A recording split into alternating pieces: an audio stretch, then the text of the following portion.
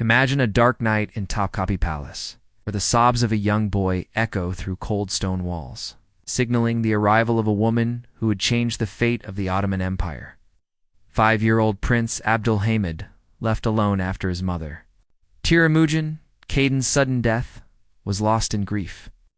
In the dim flickering candlelight of the palace corridors, a shadow approached a woman named Rahime Perestu. This Circassian beauty wasn't just a concubine or a sultan's wife. She was destined to become the mother of an emperor, the last valid sultan of the Ottoman Empire. How did a free-spirited girl from the wild Caucasus Mountains rise to become one of the palace's most powerful women? This is a story woven with intrigue, passionate love, unshakable loyalty, and unforgettable sacrifices, a saga where every line sparks curiosity, every word pulses with history. Are you ready? Let's follow this sparrow's wings into the mysterious world of the Ottomans, a journey that'll leave you breathless, your heart racing, and your mind captivated. It's the 1830s, and we're in the rugged shores of Sochi, North Caucasus, where a baby girl named Rahime is born in the wooden mansion. Of the noble Gaghan family, part of the OBD tribe, her father, Gakbey, is a legend among Circassian lords, a fearless warrior galloping across mountains, striking fear into his enemies. Her mother, quiet but strong, was the heart of the family, upholding their traditions. The Caucasus back. Then was a war zone, shrouded by the Russian Empire's shadow. Blood spilled in every valley, laments rose from every village. Each night, whispers carried on the wind. The Russians are coming. They're taking our children, girls, boys, all in danger. When Gakbey looked into little Rahime's bright blue eyes, he couldn't bear the thought of her being lost to this chaos. Barely a year old, he made a gut-wrenching choice: send his daughter to Istanbul, to the safety of the Ottoman court. Was it salvation, or the start of a lifelong separation? No one knew. But the threads of fate were being woven. Rahime's journey to Istanbul was long and perilous, through mountain passes, stormy seas, and unfamiliar lands.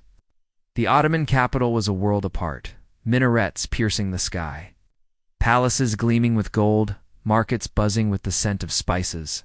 Here she was taken under the wing of Esma Sultan, daughter of Sultan Abdülhamid I. Esma. A wealthy and generous princess with no children of her own, fell in love with Rahime the moment she saw her, with golden hair, porcelain skin, and sparkling blue eyes. Rahime was like a fairy tale princess, a flower from the mountains. Esma gave her a new name, Perestu, meaning sparrow in Persian, a nod to her delicate, free-spirited nature. "You'll be my little sparrow," Esma said with a smile, settling her into the finest rooms of her grand Baliktik villa in Esma Sultan's lavish mansion. Perestu grew up like royalty. Her education was top-notch. She learned to play the piano, filling the villa with melodies. She mastered French and Arabic, reciting poetry and diving into literature. She embroidered delicate patterns, watching needle and thread dance. She learned courtly dances, her steps light as the breeze. But beneath this luxurious life, a young girl's longing lingered. She missed her parents, the windswept peaks of the Caucasus, the wild horses, the folk dances. Her sister Mirafiddin was also brought to Istanbul. But her fate took a different path. She'd later marry Fazıl Bey, only to pass away young in 1865, leaving a wound in Perestu's heart. In this loneliness, Perestu learned resilience. Everyone's servants, guests, all spoke of her kindness, intelligence, and humility. But no one could predict the life-changing encounter waiting for her. One spring day, in 1844, Sultan Abdülmecid's visit would turn her world upside down. It's a crisp spring morning, and Esma Sultan's harem gardens are bursting with the scent of flowers, tulips blazing red, hyacinths glowing purple. Sunlight filters through the leaves as 14-year-old Perestu sits quietly, lost in a book, maybe a love poem, maybe a fairy tale. Then Sultan Abdülmecid I arrives to visit his aunt Esma. At 21, the young sultan is wrestling with modernizing the empire. Laws, Western influences, but his heart still belongs to the East's mysteries. As he strolls through the garden, his eyes catch Perestu. her graceful poise, the depth in her blue eyes, like a living painting, vibrant, enchanting, unforgettable. "Who is this girl?" he asks, his voice tinged with awe, his heart skipping. A beat. Esma hesitates. Perestu is like a daughter to her, someone she wants to protect. But the palace rules are ironclad, and the Sultan's wish is law. Finally, she agrees on one condition. Perestu won't be just a concubine. You must marry her properly. This was unheard of in the Ottoman court. Sultans rarely wed formally. But Abdülmecid agreed, swept away by a love beyond reason. Perestu was brought to Topkapi Palace, entering the harem in 1844 as Senior Iqbal. By 1845, she was sixth wife, then fifth wife in 1851, and fourth wife by 1861, each title a step up in her remarkable rise. Abdülmecid was smitten.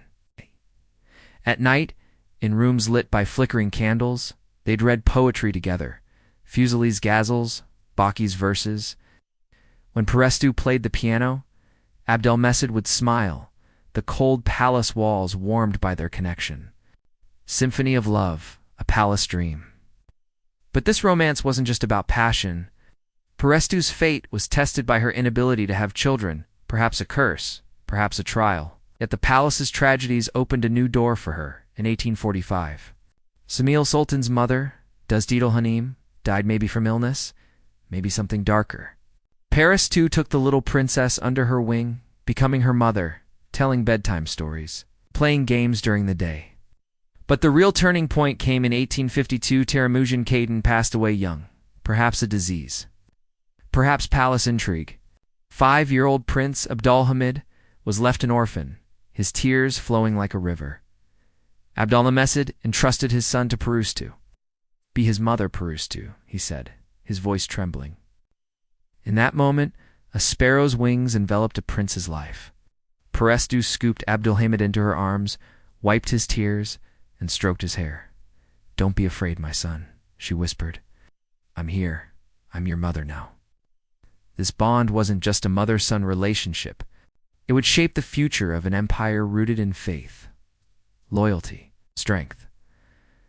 Perestu's motherhood was the deepest expression of a heart yearning for a child. Though she had no biological children, she loved Abdülhamid as her own. She raised him with devotion, instilling faith, morality, and loyalty. Years later, Abdülhamid would say, "If my mother Temujin Hadain died, she couldn't have cared for me any better than Perestu did." She spent hours with him during his childhood, overseeing his education, comforting him when he cried at night. This bond was a sanctuary amidst the palace's intrigues. Perestu's compassion and dignity shaped the young prince. But in 1861, tragedy struck again. Sultan Abdülmecid, only 38, passed away illness or fate's cruel game. Perestu's world shattered, her heart in pieces. Her husband was gone, and the palace corridors felt alien. Every corner held memories, every shadow a ghost. The new Sultan Abdulaziz respected Perestu and gifted her a villa in Makkah's Nisantaka refuge, a haven of peace. Built a new life there, planting flowers in the garden, roses blooming, jasmine scenting the air. She prayed, read the Quran, and found solace in her faith. But her heart belonged to Abdülhamid. The young prince grew up under his uncle's reign, navigating the palace's web of plots, reforms, foreign threats. Perestu wrote to him, "My son, be patient. The empire's facing tough times, but your heart is strong. Stay faithful, stay just."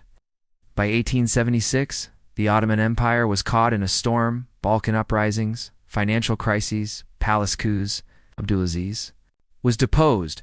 V. Murad's brief reign descended into chaos, madness, or poison, history debates. Then, a twist of fate, Abdülhamid ascended the throne. 3 days before his coronation, he rode to Perestu as villa, eyes shining. He kissed her hand, tears in his eyes. "My valid sultan," he said, "you're my true mother. Thank you for everything." Perestu couldn't hold back her tears, her heart swelling with pride. She became the last valid sultan of the Ottoman Empire, the first and only woman to hold this title without being a biological mother, a legend in her own right. But Abdulhamid set a condition. Mother, stay out of politics. Past valid sultans harmed the empire with their schemes. Perestu nodded with a smile. She was a woman guided by her heart, not intrigue a sparrow soaring on the wind. As valid sultan, she ran the palace's inner affairs, ensuring justice in the harem, calming rivalries, fostering friendships among the concubines. In 1885, she hosted Sweden's Queen Sofia in the Harama Rare event, a bridge to the West.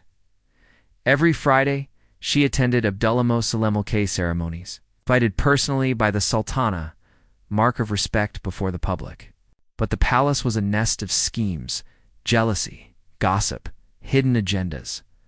Perestu rose above it all with gracious smile, a prayer. She poured her heart into charity. In 1891, she built a fountain in Silavarikapa, quenching the thirsty. In 1895, another fountain brought hope to the poor. She opened schools, educated children, supported mosques, strengthened faith. As the empire crumbled, she was a beacon of hope, a lighthouse, piercing the darkness. Perestu's love for Abdulhamid shone in their daily life. He cherished her, reluctant to let her leave his side. There's a story that captures their bond. Perestu loved retreating to her villa in spring, but Abdulhamid wouldn't allow it, wanting her near. Sometimes she'd sneak away, only for him to chase after her in a carriage, bringing her back with a grin. Another tale, from Bahai's Sultan, paints a vivid picture. Perestu, a follower of the Naqshbandi order, lived like a dervish.